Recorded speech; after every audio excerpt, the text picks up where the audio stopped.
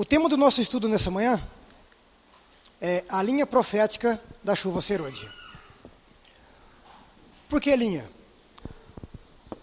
Na continuidade dos nossos estudos, os irmãos entenderão por que eu fiz essas linhas paralelas aqui no quadro, cada um com seu pontinho, a qual tem um significado dentro da linha profética, e nós vamos fazer um estudo como que funciona essa linha, e depois vamos aplicar com os eventos da profecia, até chegar em nossos dias, qual culmina com a vinda de Jesus. Ok? O que o povo de Deus precisa nesses dias, qual nós estamos vivendo, é do derramamento da chuva serôdia. Quando nós encontramos vários textos do Espírito e Profecia falando sobre esse tema, há alguns textos que nos dão a ideia de que a chuva serôdia vem antes do decreto dominical, e há textos que nos mostram que a chuva serôdia vem depois do decreto dominical. Como que nós podemos entender esse ponto?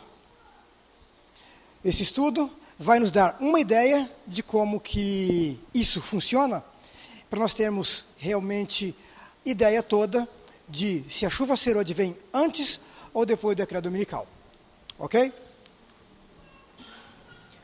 A terceira mensagem angélica é a mensagem do Evangelho para os últimos dias, e em caso algum, deve ela ser obscurecida por outros interesses e dar a ideia de uma ponderação desnecessária.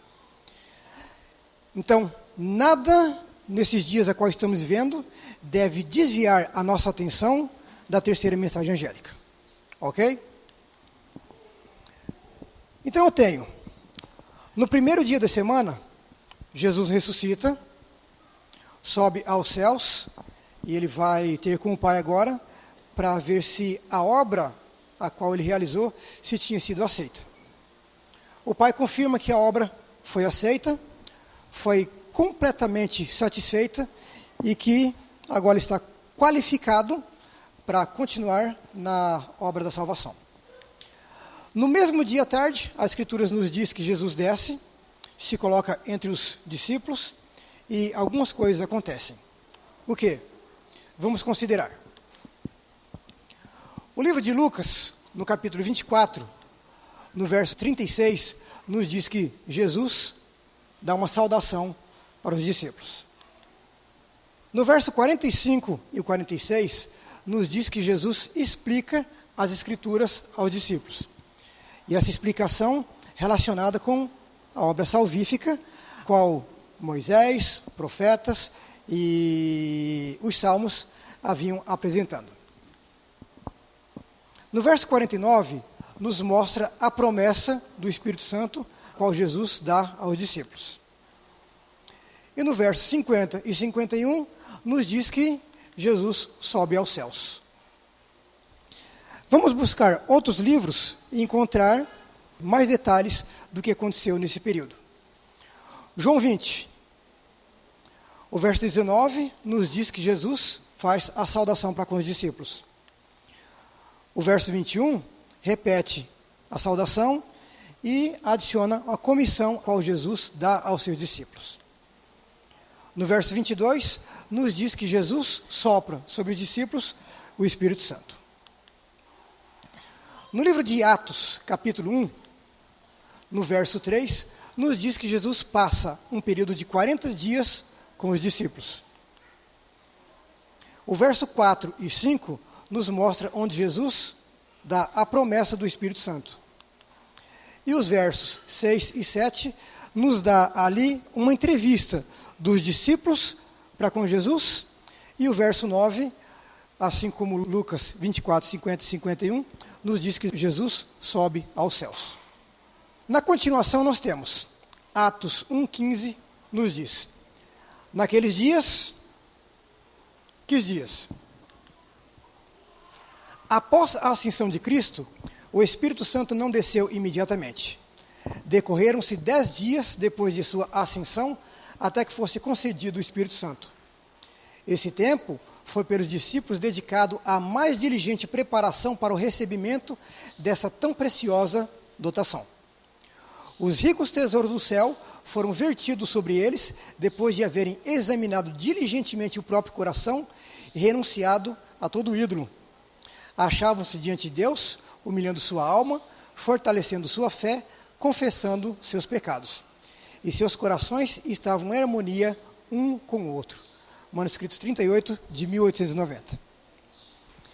Quantos dias decorreram depois da partida de Cristo? 10 dias. O que os discípulos estavam fazendo nesses 10 dias?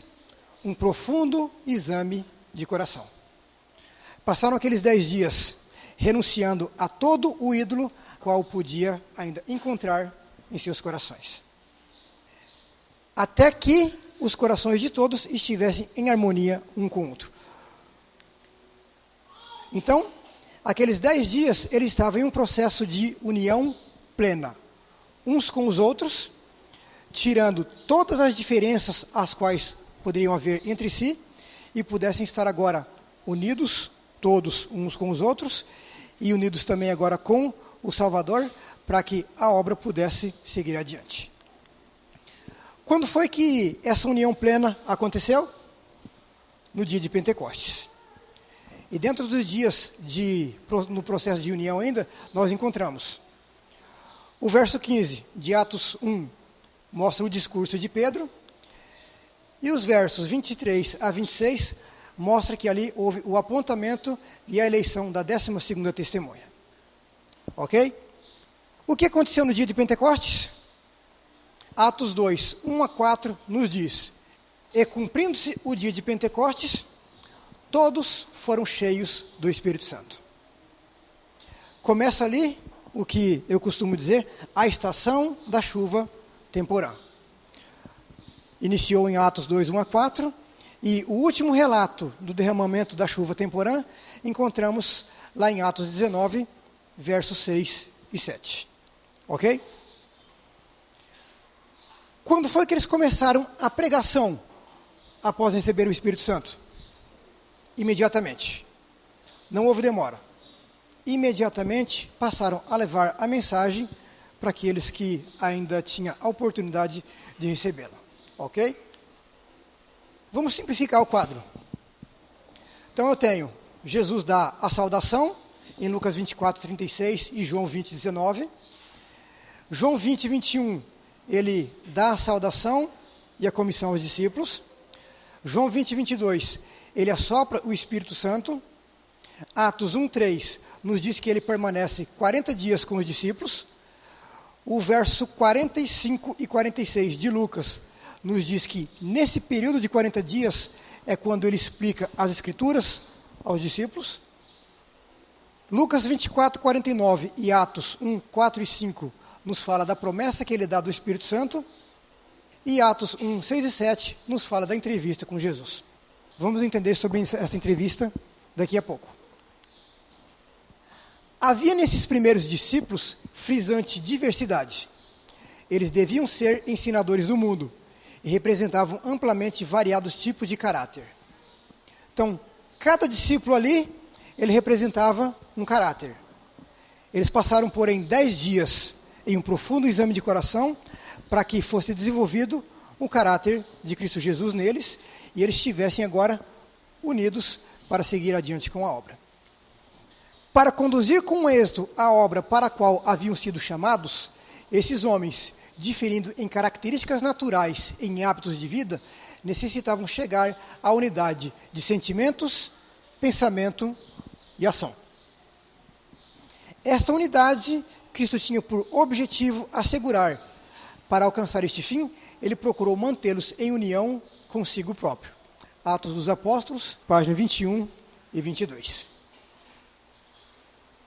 Esse é o livro Espírito e Profecia, volume 3, que nós não temos traduzido para o português. Na página 243 desse livro, existe essa pequena citação que é muito interessante e nos dá agora um conhecimento do que aconteceu ali exatamente naquele ponto da história. E o texto nos diz: o ato de Cristo assoprar aos seus discípulos o Espírito Santo e conceder a sua paz para eles, eram como umas poucas gotas antes que a chuva plena fosse dada no dia de Pentecostes. O que foi a chuva temporã? Depois do Pentecostes? Foi o derramamento e o poder do Espírito Santo. Agora, aqueles discípulos não puderam receber a chuva plena enquanto não tivessem recebido as gotas. Ok?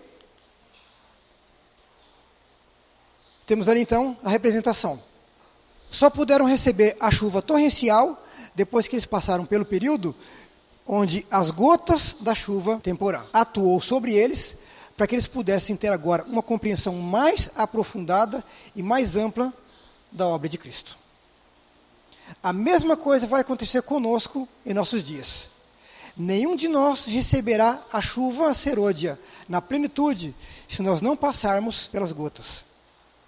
E nós precisamos compreender quando vêm as gotas, como que as gotas são manifestas em nosso meio, para que possa efetuar uma obra especial, e assim estejamos preparados por Deus para receber o poder depois do decreto dominical.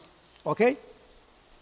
Bom, nesse ponto aqui eu coloco a entrevista que os discípulos tiveram com Jesus. Qual foi o tema da entrevista? Atos 1, 6 e 7 nos diz: aqueles, pois, que se haviam reunido, perguntaram-lhe, dizendo: Senhor, restaurarás tu nesse tempo o reino a Israel? E disse-lhes: não vos pertence saber os tempos ou as estações que o próprio Pai estabeleceu pelo seu próprio poder. Até parece que foi uma resposta cruel, vamos colocar assim, da parte de Jesus, né? Mas por que ele disse para aqueles discípulos: não vos pertence saber os tempos e as estações? Vocês serão as minhas testemunhas, Jerusalém, Samaria e até os confins dos séculos. Agora, pouco tempo depois, Paulo chega no livro de 1 Tessalonicenses 5, do verso 1 a 3, e nos diz: mas irmãos, acerca dos tempos e das estações, não necessitais de que vos escreva. Por que não era preciso escrever sobre os tempos e as estações? E ele responde: porque vós mesmos sabeis muito bem que o dia do Senhor virá como ladrão de noite. Pois que, quando disserem a paz e segurança, então lhe sobrevirá repentina destruição, como as dores de parto àquela que está grávida, e de modo nenhum escaparão. Quando então viria esse tempo onde o povo de Deus deveria conhecer os tempos e as estações? No mesmo período onde estariam sendo pregado paz e segurança. E nesse tempo onde estaria sendo pregado paz e segurança, é o tempo onde viria o quê? Uma repentina destruição. Então, isso está claramente ligado com os eventos finais e especialmente nos dias finais da história desse mundo, onde eu, você, cada um de nós devemos nos colocar à disposição do Senhor para sermos receptáculos dessa luz, desse conhecimento e sermos preparados para estar de pé quando sobrevir essa repentina destruição e o que ela causará ao nosso redor. O que é a vinda do Senhor como ladrão? Eu tenho visto que há uma compreensão no meio do adventismo moderno que diz que a vinda como ladrão é a vinda em glória do Senhor. Se nós levarmos em conta que a vinda em glória, ela acontece depois que já saiu o decreto dominical, já houve a pregação daqueles que receberam o selo de Deus a todo mundo, a porta da graça já foi fechada para todo mundo, as pragas já foram derramadas. Será que a vinda do Senhor agora em glória é surpresa? Não vai ser surpresa para ninguém, porque todo mundo já passou por um processo de conhecimento dos eventos dos últimos dias. Então, a vinda como ladrão não é a vinda em glória. O que é a vinda como ladrão, então? Vamos considerar esse texto. Vivemos hoje no grande dia da expiação. No cerimonial típico, enquanto o sumo sacerdote fazia expiação por Israel, exigia-se de todos que afligissem a alma pelo arrependimento do pecado, pela humilhação perante o Senhor, para que não acontecesse serem extirpados dentre o povo. De igual modo, todos quantos desejem seja seu nome conservado no livro da vida, devem agora, nos poucos dias de graça que restam, afligir a alma diante de Deus, em tristeza pelo pecado e em arrependimento verdadeiro. Deve haver um exame de coração profundo e fiel. O espírito leviano e frívolo, alimentado por tantos cristãos professos, deve ser deixado. Há uma luta intensa diante de todos os que desejam subjugar as más tendências que insistem no predomínio. A obra de preparação é uma obra individual. Não somos salvos em grupos. A pureza e devoção de um não suprirá a falta dessas qualidades em outro. Embora todas as nações devam passar em juízo perante Deus, examinará ele o caso de cada indivíduo com um exame tão íntimo e penetrante como se não houvesse outro ser na terra. Cada um deve ser provado e achado sem mancha ou ruga ou coisa semelhante. Solenes são as cenas ligadas à obra final da expiação.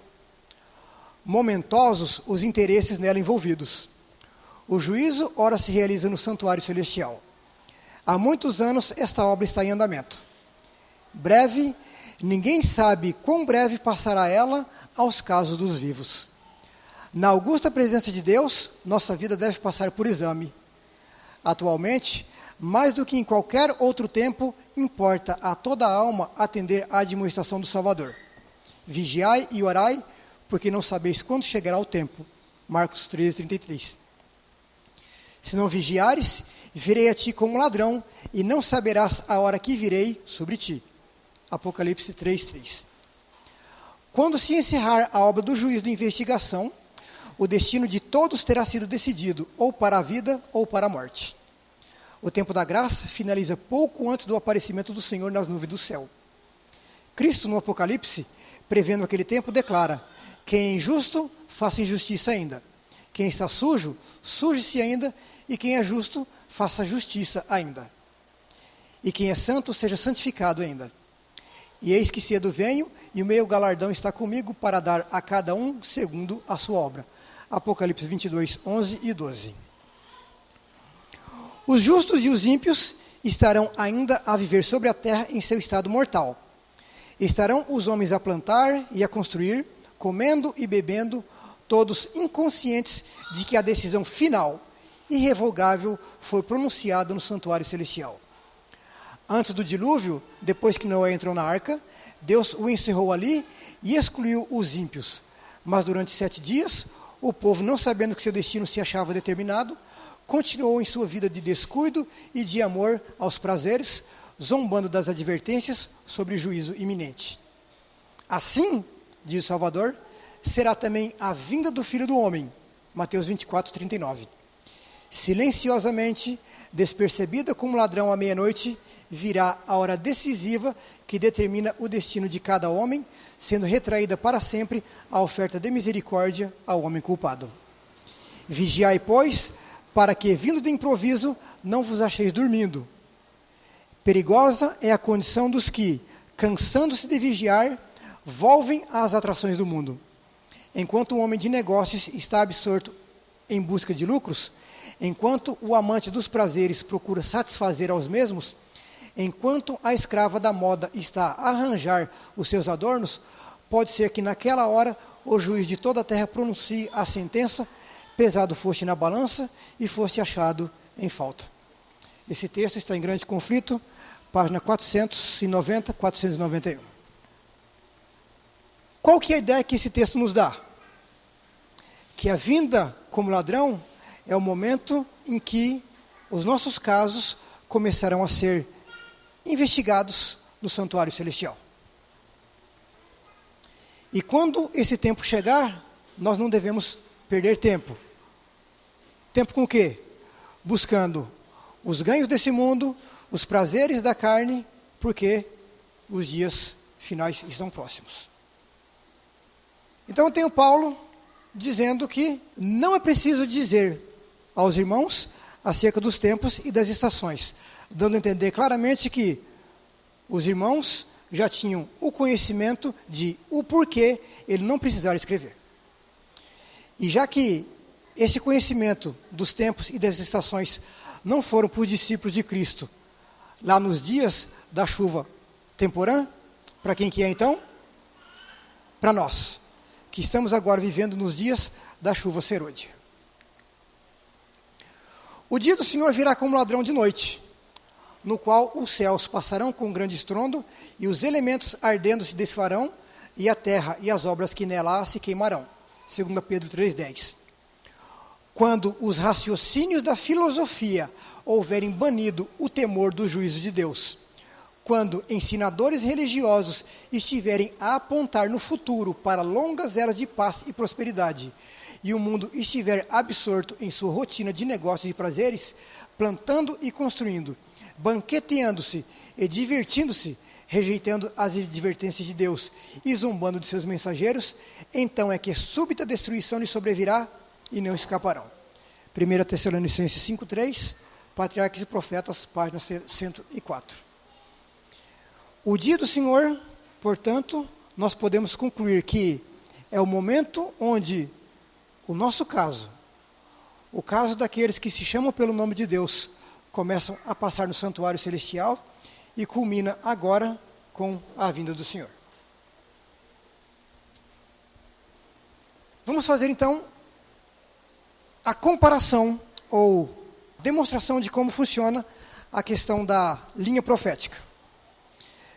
Se lá nos dias da chuva temporã foi preciso o derramamento de um poder do Espírito Santo e foi a chuva torrencial, na chuva serôdia é a mesma coisa. Se para eles receberem a chuva torrencial ou o poder na chuva temporã, eles precisaram passar por um período de processo de união, onde nesse período eles renunciaram a todo o ídolo a qual possuíam no coração, nós também precisamos passar por esse período. Eles passaram por esses dias e no dia de Pentecostes eles estavam plenamente unidos. Para nós, isso será quando sair a lei dominical. O povo de Deus precisará estar completamente unido, em harmonia, em sentimento, em ação, para executar a vontade de Deus. Então, se eles precisaram das gotas da chuva temporã, nós precisamos do quê? Das gotas da chuva serôdia. Quando foi que a chuva temporã veio para eles? Quando o mensageiro celestial desce do céu e agora sopra sobre eles o Espírito Santo.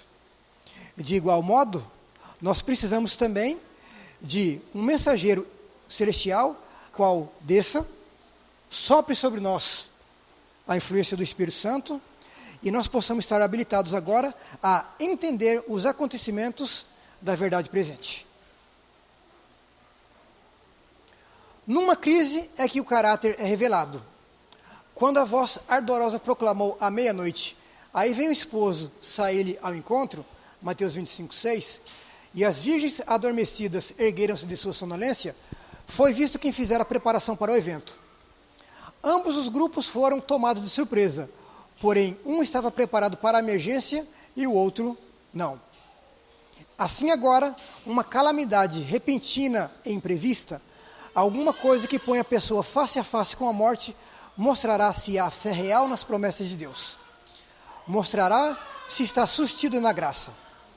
A grande prova final virá no fim do tempo da graça, quando será tarde demais para se suprirem as necessidades do Espírito. As 10 virgens estão esperando na noite da história deste mundo. Todas dizem ser cristãs, todas têm uma vocação, um nome, uma lâmpada, e todas pretendem fazer a obra de Deus.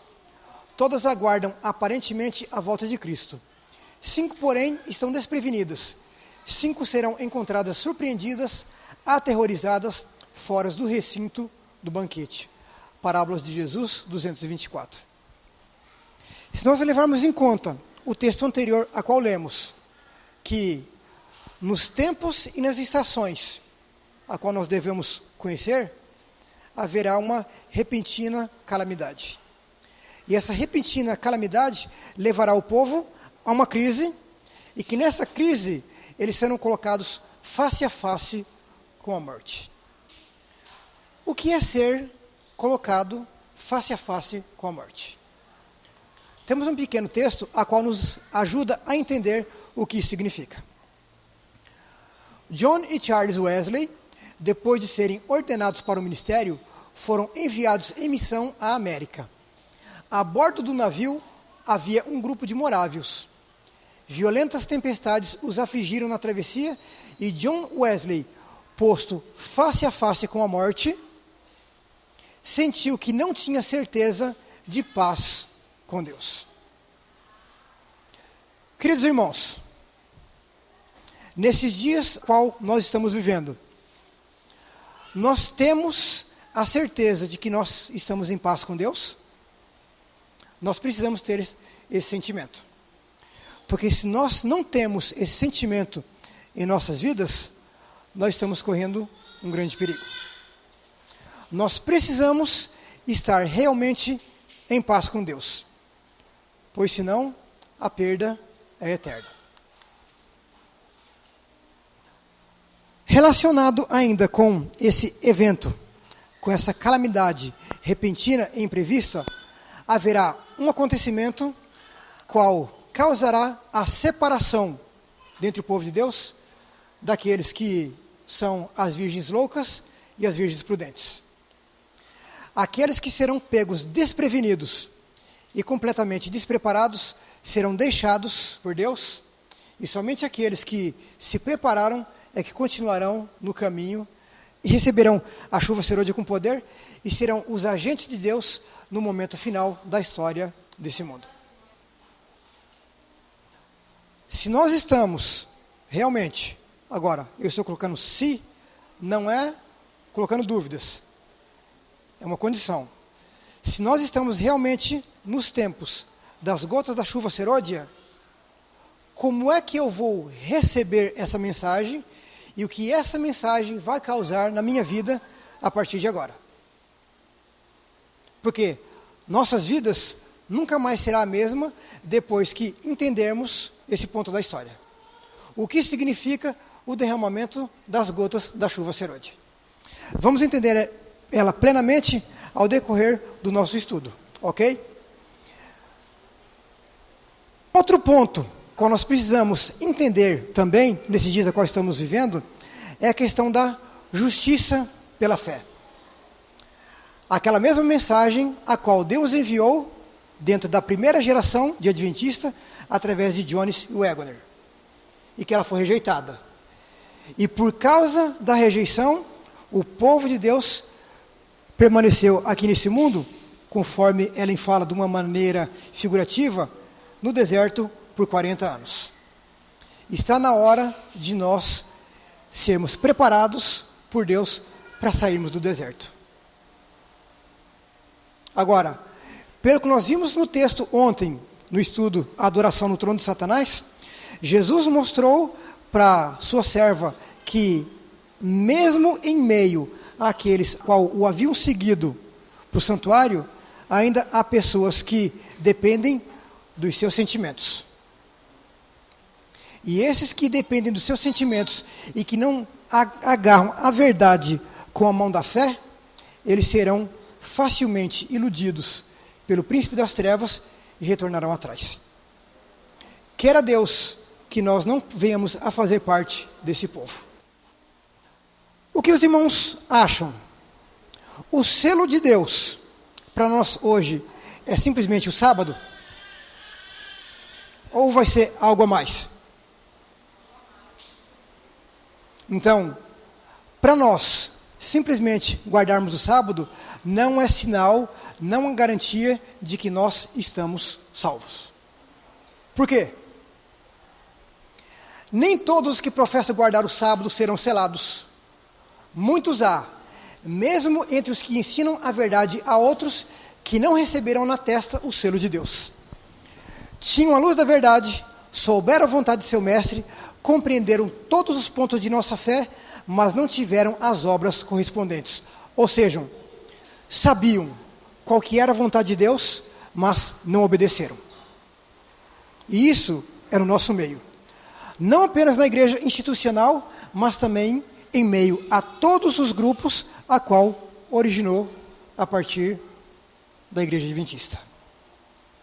Há muitos que sabem qual é a vontade de Deus, conhecem a verdade, mas devido aos seus sentimentos, devido a uma vida não consagrada, retornam atrás. Da mesma forma como nós vimos no estudo de ontem. Continuando.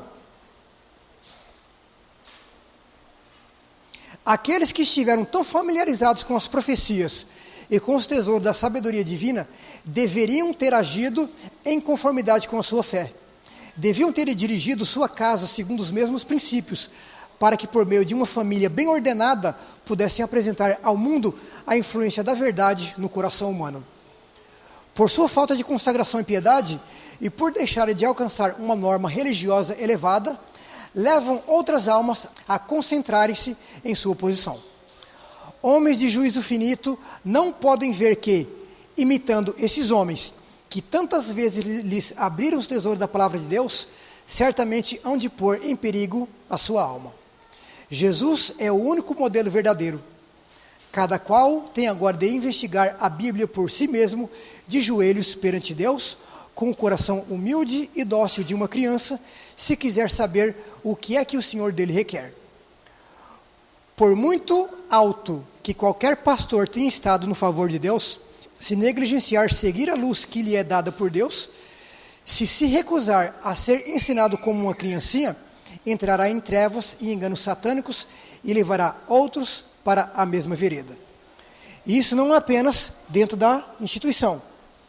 Isso mesmo dentro dos grupos qual se levantaram da igreja. Nenhum de nós jamais receberá o selo de Deus enquanto o caráter tiver uma nódoa ou mácula sequer. Cumpre-nos remediar os defeitos de caráter, purificar de toda contaminação o templo da alma. Então a chuva serôdia cairá sobre nós, como caiu a temporã sobre os discípulos no dia de Pentecoste. Que chuva é essa que ela está falando? Gotas ou chuva torrencial?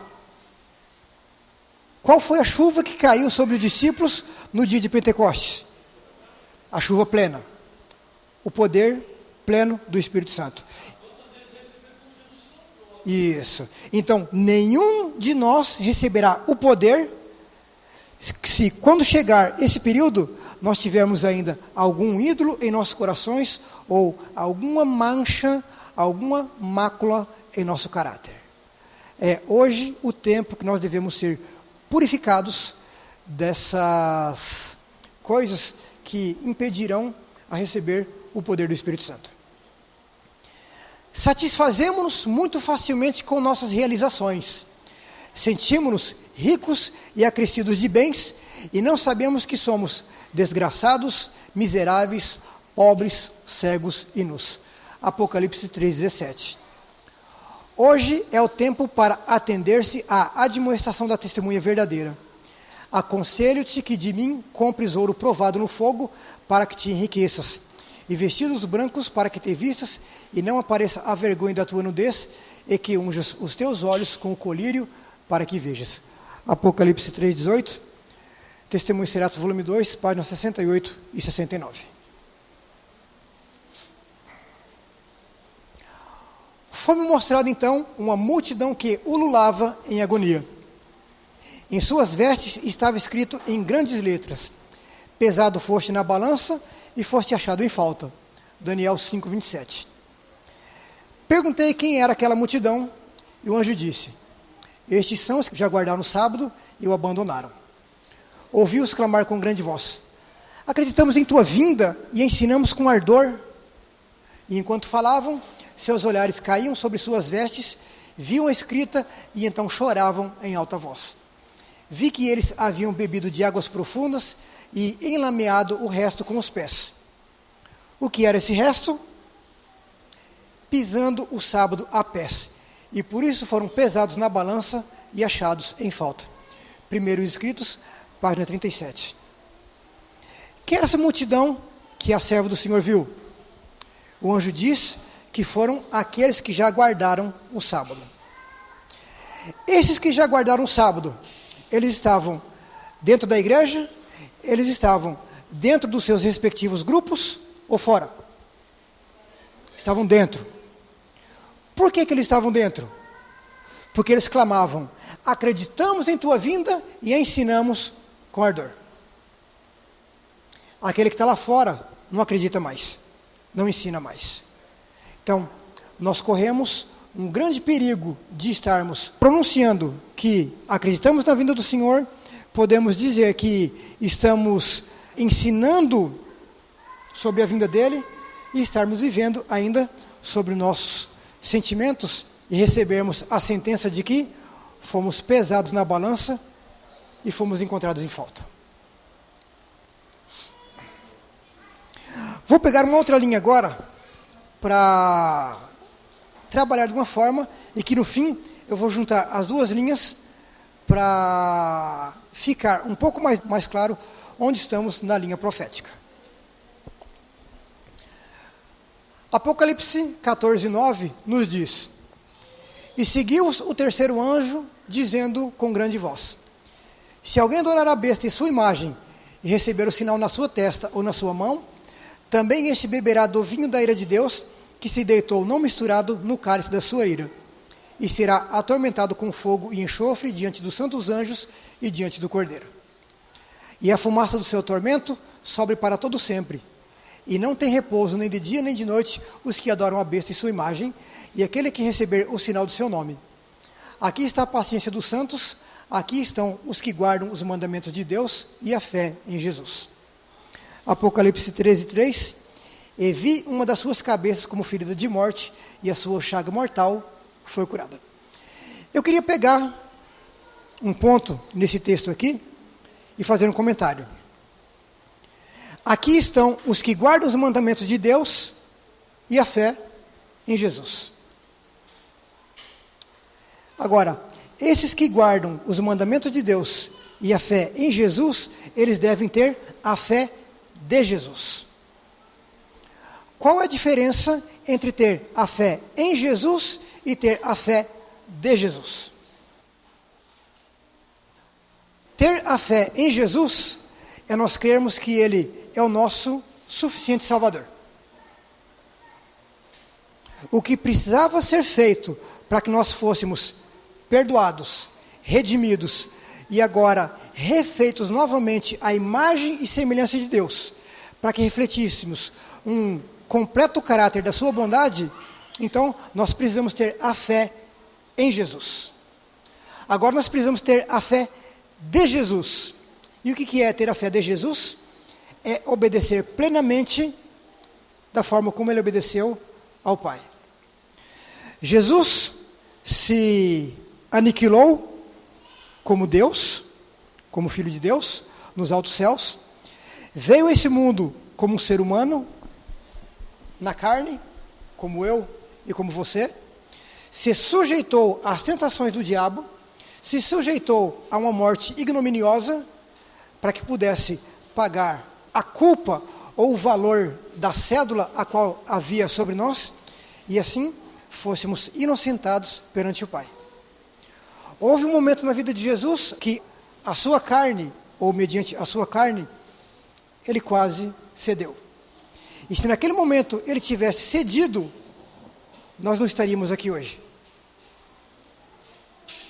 A agonia que Jesus passou foi tão grande que ele pediu ao Pai: Pai, se esse cálice não pode ser passado de mim, então que seja feita a tua vontade. O que significa? Que ele se rendeu completamente à vontade de Deus. E isso nós devemos fazer também. Não apenas nas grandes coisas que nós sabemos que Deus abomina, mas especialmente nas pequeninas coisas. Quais são os ídolos que nós podemos estar acalentando ainda em nossos corações? Que aos nossos olhos, e quando nós enxergamos aos olhos da emoção e não da fé, a conclusão é: isso não tem problema assim. Deus não vai levar isso tão a sério assim, mas aos olhos de Deus é muito sério. E tudo, por menor que seja, deve ser abandonado. Então, aqueles que guardam os mandamentos de Deus e têm a fé de Jesus, são aqueles que verdadeiramente compõem a igreja de Deus. Muitos têm se levantado contra a mensagem dos últimos dias, dizendo que essa mensagem ataca a igreja. Mas essa mensagem, ela não ataca a igreja, ela edifica a verdadeira igreja de Deus. Por quê? O Espírito de Profecia nos diz, Deus tem uma igreja, não é a grande catedral e nem é a instituição nacional, mas são aqueles que guardam os mandamentos de Deus e têm o testemunho de Jesus. Onde estiver 2 ou 3 reunidos em nome do Senhor, ali Jesus preside e ali Ele faz a sua verdadeira igreja. Então, mesmo em meio a qualquer ajuntamento, seja da igreja institucional, ou mesmo entre nosso meio hoje, Deus sabe quem verdadeiramente constitui a sua igreja. Em relação a esse texto, nós podemos perguntar, qual é o foco da terceira mensagem angélica? O foco é adoração. Adoração a quê? Adoração à besta ou à sua imagem. Essa adoração leva a quê? A receber o sinal da besta. Quando esse sinal será dado? Quando a chaga mortal for curada. Quando essa chaga mortal chega à sua cura total, nós cremos que quando as leis dominicais forem assinadas ao redor do mundo, e nós conhecemos como o decreto dominical, ok? A questão agora é, o terceiro anjo está dizendo que o decreto dominical já veio ou ainda virá? Virá. Então, se o decreto dominical ainda virá, há um tempo a qual nós devemos nos preparar para esse evento e também do que acontece depois dele. Vamos considerar alguns textos e ver o que nós temos para nós, especial nesses dias. A menos que os que podem ajudar sejam despertados ao senso de seu dever, não reconhecerão a operação de Deus quando se fizer ouvir o alto clamor do terceiro anjo. Então nós temos, depois do decreto dominical, vem o clamor do terceiro anjo. Antes então, a mensagem do terceiro anjo, ela vai se avolumando até chegar no volume total. E essa mensagem do avolumamento, ela diz que aquele que adorar a besta ou a sua imagem, receberá a sua marca, vai receber o seu sinal. E no alto clamor, vem a mensagem, sai dela, povo meu. Vamos considerar essa situação, ou essa divisão da mensagem, num texto mais adiante. Quando irradiar a luz para iluminar a terra, em vez de virem em auxílio do Senhor, desejarão cercear sua obra para atender às suas acanhadas ideias. Ou seja, quando a mensagem do terceiro anjo estiver se avolumando para chegar no alto clamor, sempre vai haver aqueles que vão procurar o quê? Cercar a obra de Deus, para que ela não execute a obra a qual ela está incumbida. Permiti-me dizer-vos que o Senhor trabalhará nesta última obra de um modo muito fora da ordem comum de coisas e de um modo que será contrário a qualquer planejamento humano. Haverá entre nós os que sempre desejarão dominar a obra de Deus, para ditar até que movimentos se farão quando a obra avançar sob a direção do anjo que se une ao terceiro anjo na mensagem a ser dada ao mundo. Deus usará maneiras e meios pelos quais se verá que ele está tomando as rédeas em suas próprias mãos. Surpreender-se-ão os obreiros com os meios simples que ele usará para efetuar e aperfeiçoar sua obra de justiça. Testemunho para Ministros, página 300. O que esse texto está nos mostrando? Que Deus atuará nesses dias de uma maneira muito fora comum da ordem de coisas. Qual ordem de coisas? Da forma como a instituição, ou mesmo os grupos têm trabalhado para levar a mensagem para o mundo. Não vai ser por meio de mega evangelismos, não vai ser por meio de programações via internet, não vai ser por meio de encenações teatrais. Vai ser de um modo a qual ficará demonstrado que Deus tomou a rédea de sua obra nas mãos e que ele vai usar o quê? Humildes instrumentos para executar a tua vontade. Não estou aqui querendo dizer que eu seja um humilde instrumento, mas até onde eu fui e até onde eu tenho buscado andar com Deus, eu tenho buscado ser esse humilde instrumento. E cada um dos que aqui estão também tem o mesmo dever para que possa executar a vontade do Senhor. Ok? Então nós temos, nos nossos dias, conforme o estudo a qual temos feito, e que os mapas proféticos nos mostram, nós temos as 3 mensagens angélicas, a qual nós devemos conhecer, vivê-las e pregá-las ao mundo que beira ao caos. Esse texto vem nos dizendo que um outro anjo virá e se unirá com o terceiro anjo para que a obra agora avance no poder do Espírito Santo. Que anjo é esse? Em nosso meio, nós conhecemos ele como sendo o quarto anjo. Qual é a mensagem do quarto anjo? Apocalipse 18, 1 a 3 nos diz: depois dessas coisas vi descer do céu outro anjo que tinha grande poder, e a terra foi iluminada com a sua glória. E clamou fortemente com grande voz, dizendo: caiu a grande Babilônia, e se tornou morada de demônios e covil de todo espírito imundo e esconderijo de toda ave imunda e odiável. Porque todas as nações beberam do vinho da ira da sua prostituição, e os reis da terra se prostituíram com ela. E os mercadores da terra se enriqueceram com a abundância de suas delícias. Essa é a mensagem que esse outro anjo traz. E quando essa mensagem chega, inicia-se então um reinício da mensagem do terceiro anjo. Assim nos diz o texto da Review and Herald, de 6 de dezembro de 1892. Quando Jesus começou seu ministério público, purificou o templo de sua sacrílega profanação. Entre os últimos atos de seu ministério estava a segunda purificação do templo. Assim, na última obra para a advertência do mundo, 2 chamados distintos são feitos às igrejas. A mensagem do segundo anjo é: caiu Babilônia, aquela grande cidade que a todas as nações deu a beber do vinho da ira da sua prostituição. Apocalipse 14, 8. E no alto clamor da mensagem do terceiro anjo, ouve-se uma voz do céu dizendo: sai dela, povo meu, para que não sejas participante dos seus pecados e para que não incorras nas suas pragas. Porque já os seus pecados se acumularam até ao céu, e Deus se lembrou das iniquidades dela. Então nós vemos aqui que nós temos 2 mensagens distintas. A primeira mensagem diz: caiu Babilônia. E a segunda mensagem diz: sai dela, povo meu. Embora elas sejam mensagens distintas, cada uma por seu período, mas ela é completa.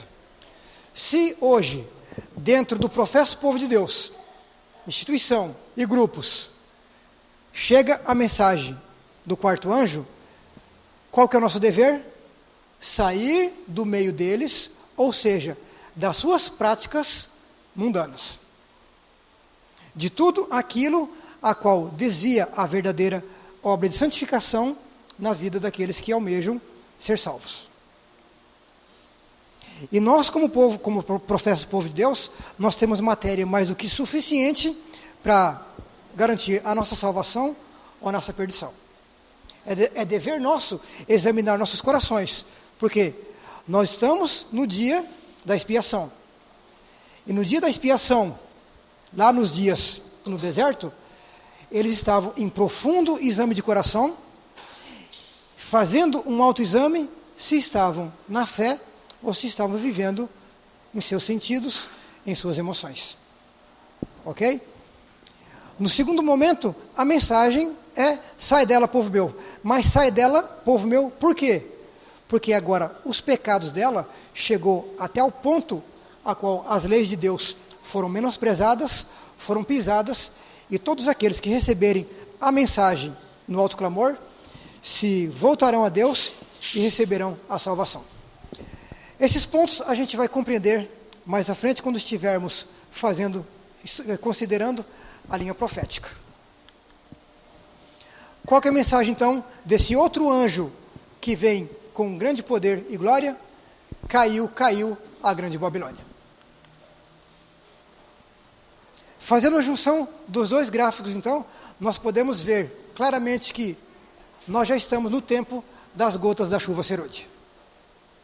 Precisamos entender o que é essas gotas e como Deus tem atuado em nosso meio. O anjo que se une na proclamação da mensagem do terceiro anjo deve iluminar a terra toda com a sua glória. Predisse com isto uma obra de extensão mundial e de extraordinário poder. Servo de Deus, com o rosto iluminado e a resplandecer de santa consagração, apressar-se-ão de um lugar para outro para proclamar a mensagem do céu. Por milhares de vozes em toda a extensão da terra será dada a advertência. Grande conflito, 611 e 612. Qual que é a obra que esse anjo vai executar? Vai trazer a glória de Deus em todo o mundo. Então vocês podem ter certeza de que, assim como nós estamos aqui hoje, unidos, estudando essa mensagem, Deus tem outros servos, levando a mesma mensagem a despertar tantos quantos têm fome e sede da justiça, que serão alimentados com a sua palavra. E muitos têm esperado que essa obra, que é a distinção mundial, ela venha de um modo assim, em que cause um estardalhaço em meio ao povo de Deus. Mas não. Essa obra, ela vai vir de uma maneira calma. Ela vai vir de uma maneira em que Deus usará o seu povo para raciocinar, para não ser levados pelas emoções e não ser iludido pelas astúcias do inimigo em meio àqueles que uma vez já guardaram os mandamentos de Deus, mas que hoje retornaram conforme nós vimos ontem no estudo, onde dizia que muitos retornariam, sairiam do santuário, sairiam de sob a ministração de Cristo no santuário e estariam à mercê da atuação de Satanás. A mensagem do anjo que acompanha o terceiro deve agora ser transmitida a todas as partes do mundo. Deve ser a mensagem do quê? Da colheita. E toda a terra se iluminará com a glória de Deus. Carta 86, 1900. Isaías 60, de 1 a 3, nos diz: levanta-te, resplandece, porque vem a tua luz e a glória do Senhor vai nascendo sobre ti. Porque eis que as trevas cobriram a terra e a escuridão os povos, mas sobre ti o Senhor virá surgindo e a sua glória se verá sobre ti. E os gentios caminharão à tua luz e os reis ao resplendor que te nasceu. Que nós possamos permitir que essa obra se execute plenamente em nós. Não precisamos nos preocupar com a chuva serôdia. Tudo quanto temos que fazer é manter o vaso limpo e com o lado certo para cima e estar preparados para receber a chuva celestial, orando continuamente. Que a chuva serôdia caia em meu vaso, que a luz do anjo glorioso que se une ao terceiro anjo resplandeça sobre mim. Dá-me uma parte na obra, que eu soe a proclamação, que eu seja um colaborador de Cristo. Assim, buscando a Deus, permiti-me contar-vos, Ele vos está preparando todo o tempo, concedendo-vos a sua graça. Olhando para o alto, página 277. Então, qual deve ser o nosso dever nesses dias? Orar a Deus. Pai, que a chuva serôdia caia em nosso vaso. Dá-nos uma parte na tua obra, para que nós possamos cumprir ela plenamente. A resposta à oração poderá vir com inesperada rapidez, irresistível poder, ou poderá ser adiada por dias e semanas, e nossa fé passar por uma provação. Mas Deus sabe como e quando responder a nossa oração. Nossa parte na obra é pôr-nos em conexão com o conduto divino. Deus é responsável por sua parte da obra. Quem fez a promessa é fiel. A grande e importante questão para nós é ser unidos e do mesmo parecer, pondo de lado toda inveja e malícia, e como suplicantes humildes, vigiar e esperar.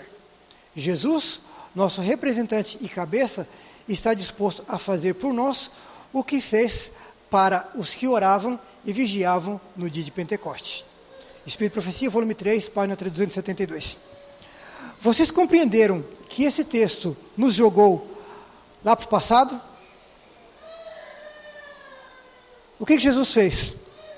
Ele manteve unidos a Ele aqueles que vigiavam e buscavam a purificação de todo ser para que pudessem receber a plenitude da chuva serôdia. E isso Ele faz hoje. Para todos aqueles que têm verdadeiramente fome e sede de justiça, Ele vai atuar mantendo-os ligados a Ele em espírito e em verdade. Não tenho nenhum tempo específico de que falar no qual tenha lugar o derramamento do Espírito Santo. Tempo específico. Por quê? Nós não temos mais profecia com tempo. Tudo agora é envolvido com acontecimentos. E nós precisamos conhecer os tempos e as estações da Palavra de Deus para que possamos conhecer se estamos vivendo nesse tempo ou não.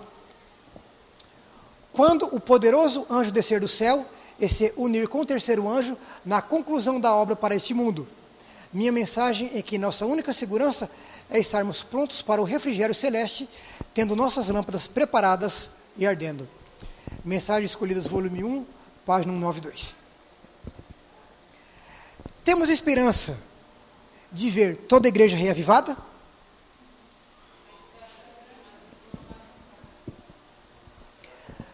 Tal tempo nunca há de vir.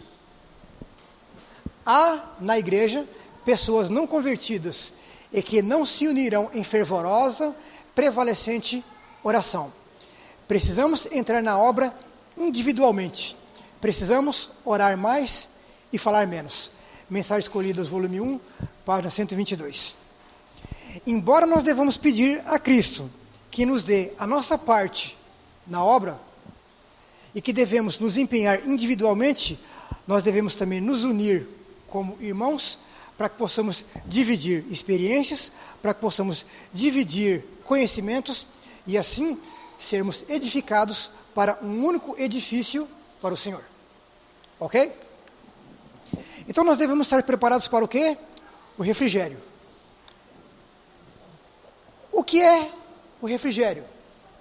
Então nós entendemos pelos textos a qual a Bíblia e o Espírito e Profecia nos dá, que o refrigério é o derramamento do Espírito Santo. Na Bíblia, só existe 2 lugares a qual nos fala sobre refrigério. Onde? O primeiro deles é Atos 3:19.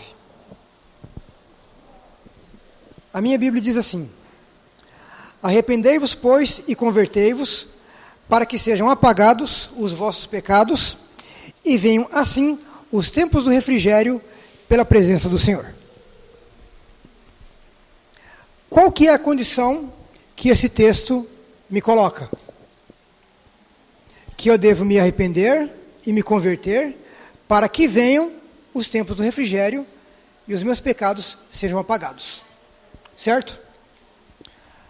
Quando eu considero esse mesmo versículo na Bíblia King James, em inglês, ela diz assim: arrependei-vos, pois, e convertei-vos, para que sejam apagados os vossos pecados, quando vierem os tempos do refrigério da presença do Senhor. O texto no inglês, ela me dá uma condição diferente. Qual que é a condição? Que eu devo me arrepender e me converter quando vierem os tempos do refrigério. O que isso indica?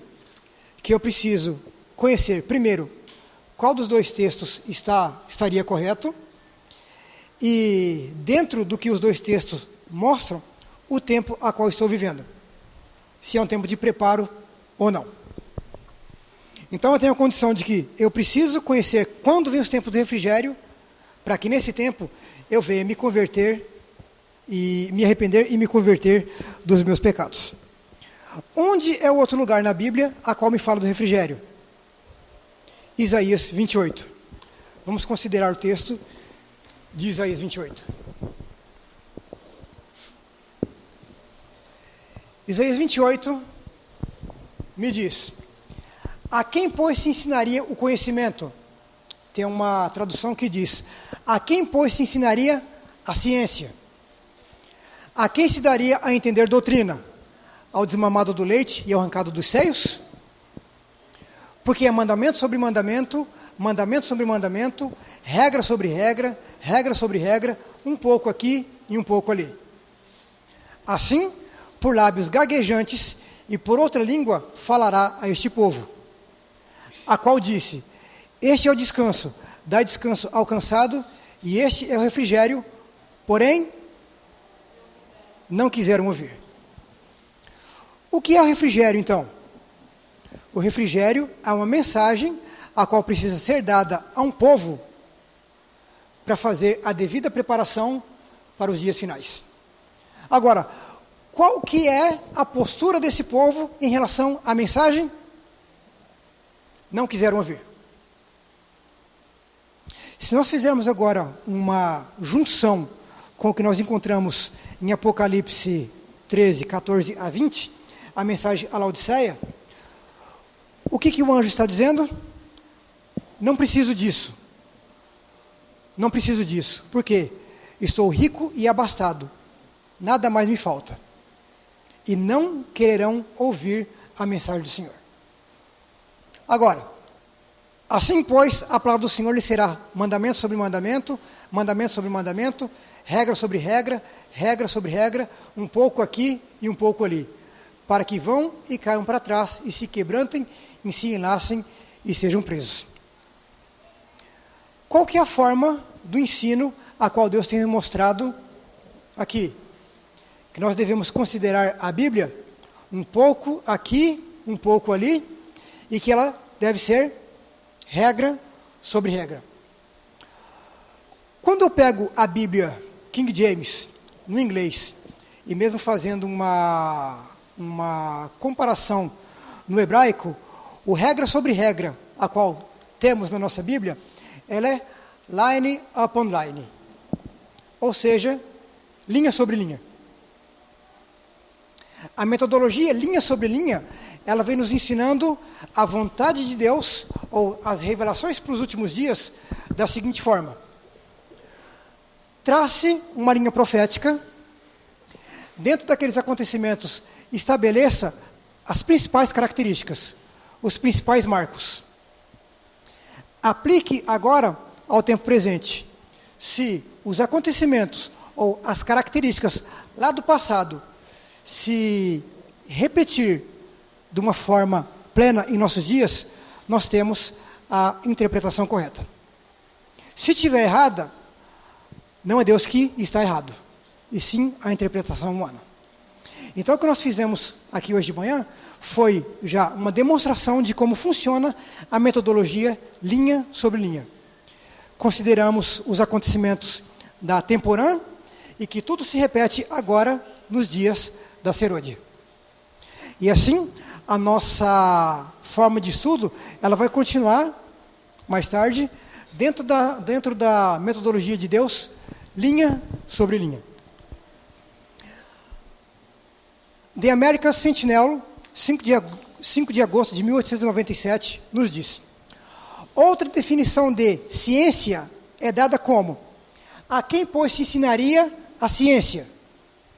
Outra definição de ciência é dada como: conhecimento acumulado e estabelecido, que foi sistematizado e formulado com referência à descoberta de verdades gerais ou à operação de leis gerais. Ou seja, toda a verdade a qual Deus tem nos servido na Bíblia, ela é estabelecida como a verdadeira ciência. Ela é o verdadeiro conhecimento. É o estabelecimento sistematizado e formulado das leis gerais a qual Deus criou para nós e para esse mundo. A Bíblia atende a essa definição mais completa e exatamente do que qualquer outro livro no mundo. A Bíblia é o conhecimento de Deus. Isto, sendo perfeito conhecimento, é conhecimento estabelecido, pois ele é o mesmo ontem e hoje e para sempre, e com ele não há mudança, nem sombra de mudança. Na Bíblia, esse conceito é acumulado linha sobre linha, preceito sobre preceito, linha sobre linha e preceito sobre preceito. Na Bíblia, esse conhecimento perfeito foi e é sistematizado e formulado com referência à descoberta de verdades gerais ou à operação de leis gerais. Em outras palavras, de princípios. Então, os princípios de Deus, ele é estabelecido linha sobre linha. Ok?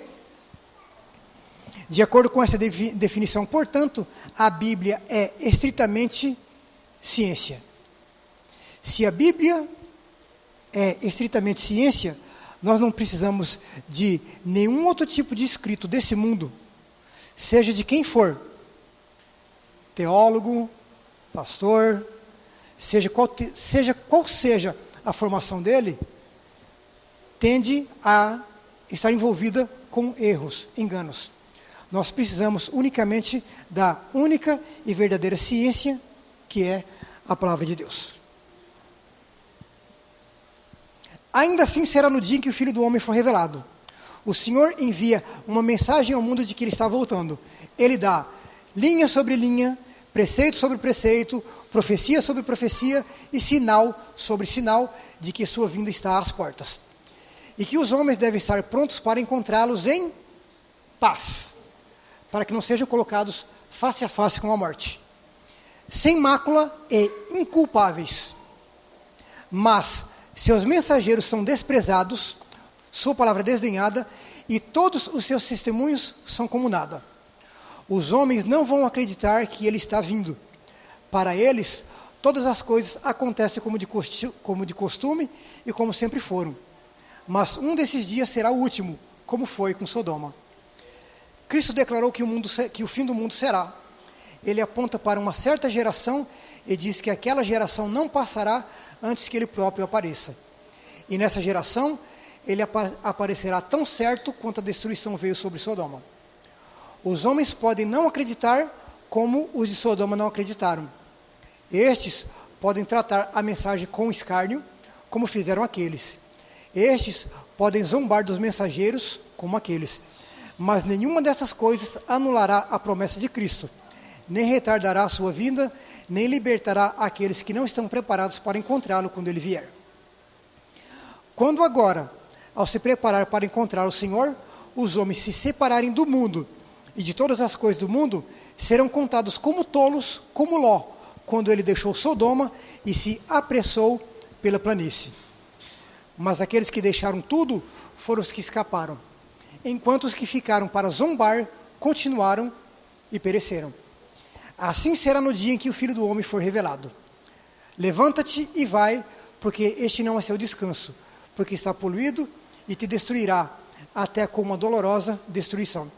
E quando partirdes, lembra-te da mulher de Ló. Chegamos no momento da história em que nós devemos fazer as nossas escolhas. Se nós vamos deixar o mundo com tudo aquele que oferece, ou se nós seremos como a mulher de Ló, professamente guardar os mandamentos de Deus, professamente, dia a dia, cultuar a Deus, mas levar ídolos no coração. E no momento em que a mensagem da partida soar sobre nós, seremos encontrados assim como a mulher de Ló. Apresente a verdade às pessoas em sua verdadeira importância e sacralidade. E tenha cuidado para não lhes dar uma porção muito grande em um discurso. Será perdido sobre eles se você fizer. Discursos longos prejudicam a eficiência de seus trabalhos. Para aqueles que são ignorantes da verdade, seu ensino é novo e estranho e eles não o percebem prontamente. Existe o perigo de derramar em suas mentes uma massa de matéria que eles não podem digerir. Mas a palavra do Senhor era para eles preceito sobre preceito, preceito sobre preceito, linha sobre linha, linha sobre linha, aqui um pouco e ali um pouco. Precisamos estudar o seu método de ensino. Temos o mais importante e decidido testemunho para o mundo e devemos dar discursos curtos ao povo, em linguagem simples e clara. Não pense, porque você passou por cima de um assunto uma vez, que pode passar diretamente para outros pontos e os ouvintes reterem tudo o que foi apresentado. Há perigo de passar muito rapidamente de um ponto para o outro, de lições curtas e frequentemente. Manuscritos 1, de 1847. Eu sei que desde ontem eu tenho trazido uma enxurrada de informações sobre vossas cabeças.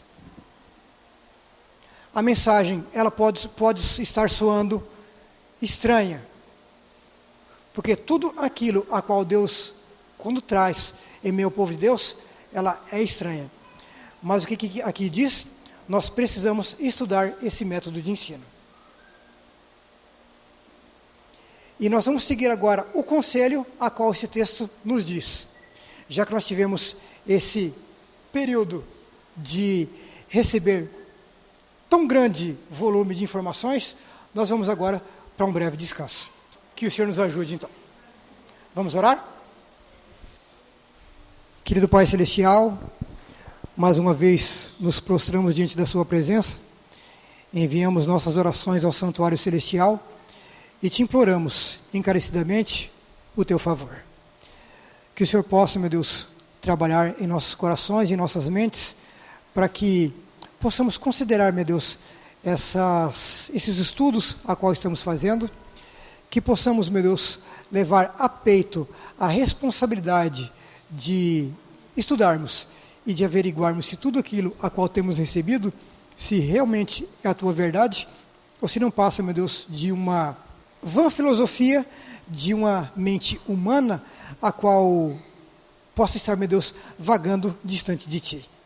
Não estou aqui, meu Deus, para fazer minha vontade, não estou aqui, meu Deus, para iludir os Teus filhos, mas estou aqui para buscar levar a eles aquilo a qual o Senhor tem me dado e que tem me despertado, meu Deus, para os tempos a qual estamos vivendo e que deve ser feito um preparo para que, quando vier os momentos de terrível tribulação sobre essa terra, possa me encontrar, meu Deus, preparados por Ti para avançar na última obra solene, a levar ao mundo, a mensagem ao mundo envolto em trevas e em corrupção. Então, meu Deus, atue sobre cada coração e que a impressão do Teu Santo Espírito possa ser de molde a levar a cada um a estudar individualmente a Tua palavra e que onde houver, meu Deus, dúvidas, o Senhor possa saná-las e possa resplandecer a verdade para a honra e glória do Teu santo nome. Continue conosco durante essa programação. Te pedimos agradecidos no santo nome de Jesus. Amém.